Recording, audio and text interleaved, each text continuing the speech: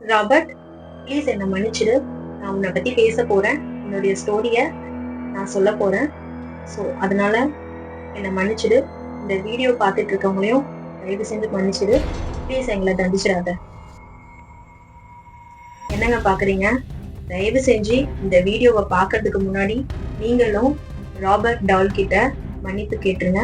அப்படி நீங்க கேட்கலன்னா பின்னாடி உங்களுக்கு நடக்க போற விளைவுகளுக்கு நான் பொறுப்பில்லை. என்னங்க, நான் சொல்றது ரொம்ப பயமா இருக்கா? ஆமாங்க, ஒரு கிரீப்பியான டால். அந்த டாலை நீங்க பார்க்கணும்னாலோ இல்ல அந்த டாலை பத்தி நீங்க பேசணும்னா கூட அந்த டால் கிட்ட மன்னிப்பு கேட்டுட்டு தாங்க நீங்க பேச முடியும். இப்படிப்பட்ட ஒரு டால் பத்தி தான் இன்னைக்கு நான் உங்க வீடியோல பார்க்க போறேன். இது கிரீப்பி டால் எபிசோட் 2. இன்னைக்கு நம்ம பார்க்க போற டாலோட பேர் என்னன்னு பாத்தீங்கன்னா ராபர்ட் த டால். 1900ல mister and missus Otto family இருந்திருக்காங்க. அவங்களுக்கு ஒரு பையன் பிறக்கிறான்.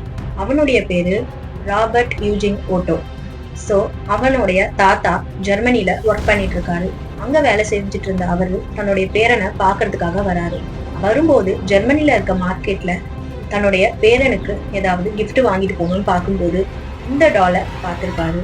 அந்த டால் பாக்குறதுக்கு ரொம்பவே பெருசா இருந்திருக்கு. ஒரு 10 வயசு பையனுக்கு கிஃப்ட் வாங்குற மாதிரி இருக்கணும்ன்றதுக்காக அந்த தன்னுடைய பேரனை மனசுல வச்சு அதே மாதிரியான கிஃப்ட அவர் தேடும்போது இந்த பொம்மை அவருடைய கண்ணுல பட்டிருக்கு. இந்த பொம்மை ரொம்பவே பெருசா ஒரு 10 வயசு பையன் மாதிரி இருந்திருக்கு. சோ இந்த பொம்மைய கண்டிப்பா அவருடைய பேரனுக்காக வாங்கிட்டு போகணும்னு நினைக்கிறாரு. ஆனா அந்த கடைக்காரங்க சொல்றாங்க, அந்த பொம்மை விற்பனைக்கு இல்ல சார், இது நாங்க ஒரு ஷோக்காக வச்சிருக்கோம். இந்த பொம்மை நாங்களே கையால செஞ்ச பொம்மை. சோ அதனால இதை நாங்க ஒரு ஷோக்காக வச்சிருக்கோம், விளம்பரத்துக்காக வச்சிருக்கோம். இந்த பொம்மையை நாங்க விக்கிறதா இல்ல அப்படின்னு சொல்றாங்க. அதுக்கு முன்னாடி உங்ககிட்ட நான் ஒண்ணு சொல்லணுங்க. ஊடி டால், இந்த பொம்மையை ஊடி டால் கேள்விப்பட்டிருக்கீங்களா? இந்த பில்லி சூனியம் இதெல்லாம் வைக்கிறதுக்காக கையிலேயே செய்யற பொம்மைகளை மட்டும்தான் ஊடி டால்னு சொல்லுவாங்க. சோ இப்படிப்பட்ட டால் உலகத்திலேயே ஒண்ணுதாங்க இருக்கும்.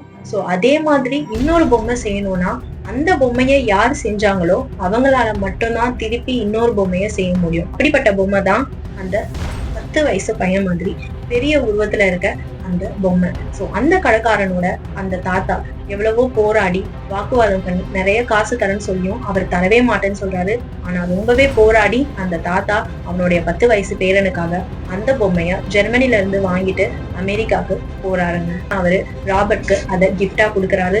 ராபர்ட்க்கும் அந்த பொம்மையை ரொம்பவே பிடிச்சிருக்கு, தன் கூடவே வச்சுக்கிறான். சோ ரொம்பவே அந்த பொம்மையோட அவன் ஜாலியா லைஃப் போயிட்டே இருக்கு. அப்படியே அந்த பொம்மை கூட ராபர்ட்க்கு நாட்கள் போகுது. அவனும் சந்தோஷமா அந்த பொம்மை கூட இருக்கான்.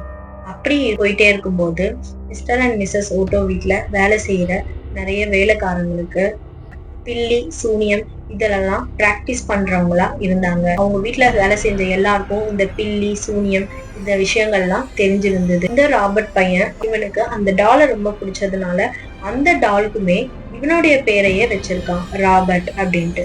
சோ அங்க வேலை செஞ்சுட்டு இருந்த ஒரு பொண்ணு அந்த பொம்மைய ராபர்ட் பொம்மைய எடுத்துட்டு போய் பில்லி சூனியம்காக யூஸ் பண்ணிருக்கா. அங்க இருக்க தோட்டத்துல வச்சு ஏதோ சடங்கு மாதிரி பண்ணிட்டு இருந்திருக்கா. அத பார்த்த ராபர்ட்டோட அப்பா ரொம்பவே டென்ஷன் ஆகி அந்த பொண்ணை வேலையை விட்டு தூக்கியிருக்காரு. ஒரு சம்பவம் நடந்திருக்கு. இந்த சம்பவத்துக்கு அப்புறமா அந்த பொம்மை ராபர்ட் கூடவே தான் இருந்திருக்கு. ஆனா ராபர்ட் ரொம்பவே பயந்து போயிருக்கான். ராபர்ட் ரொம்பவே சேட் ஆயிருக்கான்.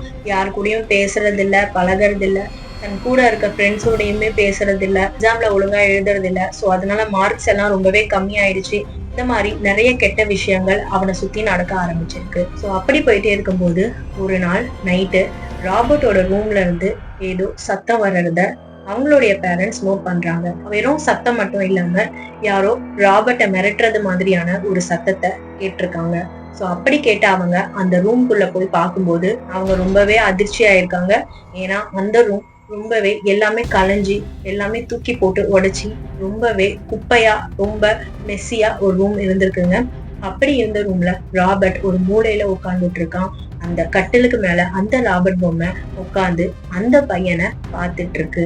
அதை பார்த்தவங்க அந்த பையன் கிட்ட கேக்குறாங்க என்ன நடந்துச்சுன்னு. அதுக்கு ராபர்ட் சொல்றான், இத எல்லாத்தையும் கலைச்சது நான் இல்ல, இது எல்லாத்துக்கும் காரணம் அதுவும் அந்த கட்டில உட்காந்துட்டு இருக்கே அந்த ராபர்ட் பொம்மை தான் அப்படின்னு சொல்றான். அதை கேட்ட பேரண்ட்ஸ் ரொம்பவே ஷாக் ஆகுறாங்க. ஷாக் ஆகி அந்த பொம்மையை கொண்டு போய் அந்த காலத்துலலாம் மேற்கூரையில ஜன்னல் வச்ச வீடெல்லாம் நீங்க பார்த்திருப்பீங்க. ஸோ அந்த மாதிரியான ஒரு அமைப்புள்ள ஒரு வீடு. ஸோ மேற்கூரையில இருக்க ஒரு ஜன்னல் கண்ணாடி கதவு மாதிரி இருக்கு. அதுல கொண்டு போய் அந்த ராபர்ட் பொம்மைய போட்டுடுறாங்க. சோ அப்படி போட்ட உடனே வெளியில இருந்து பார்க்கும்போது அந்த ராபர்ட் டால் வெளில போற எல்லாருக்குமே அந்த ராபர்ட் டால வெளியில இருந்து பார்த்தா ரொம்ப விசிபிளா தெரியற அளவுக்கு தான் அந்த பொம்மை இருந்திருக்கு. சோ அப்படி அவங்க எடுத்துட்டு போய் அந்த மேல் கூரையில அந்த ராபர்ட் டால போட்ட உடனே அந்த வீட்டு வழியா போறவங்க வரவங்க எல்லாரும் அதை பார்த்தாலே ஒரு தடுக்கி விழுறது, தன்னோட கால்ல சின்னதா அடிபட்டு ரத்தம் வர்றதுன்னு எப்பவுமே ஒரு கெட்டதே நடந்திருக்கு. அதை பார்க்கும் போதெல்லாம் அவங்களுக்கு கெட்டது மட்டும் தான் நடந்திருக்கு. அந்த வீட்டு பக்கமே போறதுக்கு எல்லாரும் பயந்தாங்க. எல்லாருமே அது ஒரு ஹாண்டட் வீடு அப்படின்னே பேச ஆரம்பிச்சுட்டாங்க. இப்படியே நாட்களும் போது ராபர்ட்டும் வளர்ந்து வெளிநாட்டுக்கு படிக்கிறதுக்காக போயிட்டான். அண்ட் 1930ல இட்டாலியில ஆன்டின்ற ஒரு பொண்ணை கல்யாணம் பண்ணிக்கிறான். தன்னோட 28 வயசுல கல்யாணம் பண்ணிக்கிறான். பேரண்ட்ஸ் பர்மிஷன்லாம் கேட்கல. ஸோ அந்த நாட்டோட வழக்கப்படி அவன் கல்யாணம் பண்ணி அவனோட ஒய்ஃபோட அந்த வீட்டுக்கு அவன் திரும்ப வரான். ஸோ அப்படி வரும்போது அவங்க அம்மா அப்பா 2 பேருமே இறந்துட்டாங்க. ஸோ கொஞ்சம் நாட்கள் போது என்னதான் இவ்வளவு பெரிய பையனா வளர்ந்தாலும் ராபர்ட் அந்த பொம்மை அங்க இருக்கிறது தெரிஞ்ச உடனே அந்த பொம்மையை மறுபடியும் தூக்கி வச்சு பேசுறது, அந்த பொம்மையோட பழகிறதுன்னு பழைய மாதிரி அந்த பொம்மையோட கன்வே பண்றதுக்கு ஆரம்பிக்கிறான். ஸோ அப்படி பண்ணும்போது அதை பார்த்து அவங்களோட ஒய்ஃப்க்கு ரொம்பவே வியர்டா இருக்கு. ஸோ அதனால அவங்க ஒய்ஃப் கேட்கறாங்க எதுக்கு இந்த மாதிரிலாம் பண்றீங்க அப்படின்னு. அதையும் அவங்க கேர் பண்ணிக்காம அந்த பொம்மையோட ரொம்பவே பழக ஆரம்பிக்கிறான். ஸோ இப்படியே நாட்கள் போயிட்டே இருக்கு. அந்த ஊர் மக்கள் எல்லாருமே அந்த வீடை ஒரு ஹாண்டடான வீடுனே பேச ஆரம்பிச்சுட்டாங்க. கொஞ்ச நாட்கள் போக போக அவங்க ஒய்ஃபும் இறந்து போறாங்க, ராபர்ட்டும் இறந்து போறாரு. அந்த வீடே ஒரு ஹாண்டட் வீடா மாறி அந்த வீட்டுக்கு யாருமே இல்லாத மாதிரி ஆகுது. அந்த வீட்டுல இருந்த எல்லாருமே இறந்து போயிட்டாங்க. ஸோ அங்க கொஞ்ச நாள் கழிச்சு அந்த வீட்டுக்கு புதுசா ஓனர் வராரு. அந்த நியூ ஓனரோட பேரு மிர்க்லி ரியூட்டர். ரொம்பவே கம்மி பட்ஜெட்டுக்கு தான் அந்த வீட்டை வித்துருக்காங்க. பிகாஸ் ஒரு ஹாண்டடான வீடுனா சேல் ஆகிறது ரொம்பவே கஷ்டம்னு எல்லாருக்கும் தெரியும். சோ அதனாலேயே அந்த வீட்டை ரொம்பவே கம்மியான பட்ஜெட்க்கு வாங்கியிருக்காரு. அப்படி அவர் வாங்கும்போது அவங்க வீட்டுல நிறைய கெட்டது நடக்கிறத அவர் நோட் பண்றாரு. இந்த மாதிரி நிறைய கெட்ட விஷயங்கள் அவங்க வீட்டுல இருக்கவங்களுக்கும் நடந்திருக்கு. சோ இது எல்லாத்துக்கும் காரணம் அந்த ராபர்ட் பொம்மை தானு அவர் கெஸ் பண்றாரு. சோ அதனால அந்த பொம்மையை எடுத்துட்டு போய் அமெரிக்கால இருக்க ஒரு லோக்கல் மியூசியம்ல கொடுத்துடுறாரு. அப்படி கொடுத்த உடனே அங்க வேலை செய்யறவங்க எல்லாருமே அந்த பொம்மைய எங்களால வைக்கவே முடியல, அது கிட்ட போனாலே எங்களுக்கு ரொம்ப நெகட்டிவ் வைபா இருக்கு, ரொம்ப எங்களுக்கு கெட்டது நடக்குது, அதை இங்க வச்சுக்கவே முடியலன்ற மாதிரி சொல்லியிருக்காங்க. சோ அதனால அந்த பொம்மைய யாருமே தொட முடியாத அளவுக்கு ஒரு கண்ணாடி, ரொம்பவே ஸ்ட்ராங்கான ஒரு கண்ணாடி இதுல செஞ்சு அந்த ராபர்ட் பொம்மைய அதுக்குள்ள வச்சிருக்காங்க. அந்த ராபர்ட் டால்க்கு பக்கத்திலேயே ஒரு போர்ட்ல எழுதி வச்சிருக்காங்க, ராபர்ட் கிட்ட எதுவும் பர்மிஷன் இல்லாம பண்ணிடாதீங்க, ராபர்ட் ரொம்பவே கோபமான ஒருத்தர், அவர்கிட்ட நீங்க ஏதாவது பண்ணணும்னா பர்மிஷன் வாங்கிட்டு பண்ணுங்கன்னு ஒரு நோட் எழுதி போட்டிருக்காங்க. சோ அங்க போறவங்க எல்லாருமே ராபர்ட்டை பார்த்தாலோ பாக்குறதுக்கு முன்னாடியோ ராபர்ட் கிட்ட ஒரு பர்மிஷன் கேட்டுட்டு தாங்க அவரை பாக்குறாங்க, அவரோட ஸ்டோரியை தெரிஞ்சுக்கிறாங்க. ஸோ இப்ப வரைக்குமே இந்த பொம்மை அங்கதாங்க இருக்கு. நீங்க போனா உங்களால பார்க்க முடியும்.